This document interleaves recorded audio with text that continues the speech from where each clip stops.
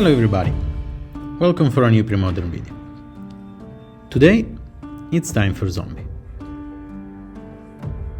There are multiple ways that you can build this deck around. You can go more towards an aggro version using Sarcomancy and other small creatures, or you can build it around the infestation. But for me the true zombie tribe deck is an unstoppable mid-range version that snowballs and recurses with no limits. The game, as you can imagine, will be to send our creatures to the graveyard with a round ticket, casting them or sacrificing them multiple times to get more value. Each of them will make us draw multiple cards, weaken the opponent creatures, or deal damage directly to the opponent. We will then need a reliable way to bring them back to our hand and find some utility spells to sacrifice them continuously.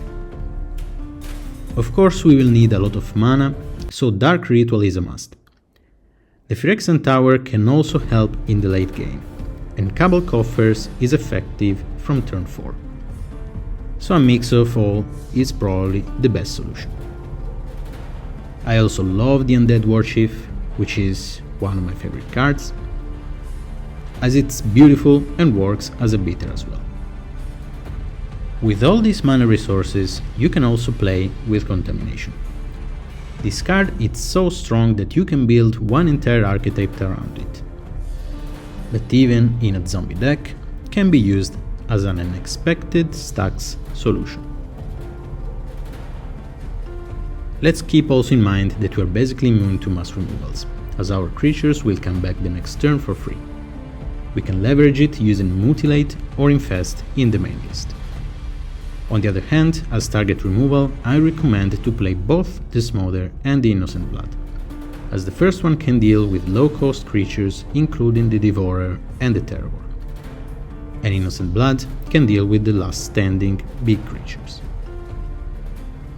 The best utility card is the Withered Wretch, but depending on the build, the Zombie Cannibal is also an efficient graveyard removal. If you want to try something different, there are a few creatures with Amplify that can become huge when you hold a lot of zombies in hand. Another big card is the Corpse Harvest, which is a great tutor. If you manage to play one, it can really flood the battlefield. On the other hand, what you have to avoid are those cards that empty your own graveyard, as this will basically annul your own game.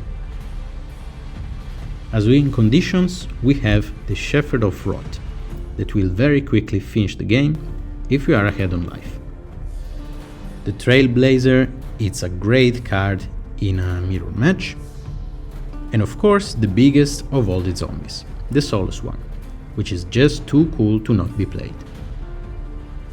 Talking about matchups, we can handle aggro and mid-range opponents, as we have many ways to remove creatures and we can really snowball with confidence.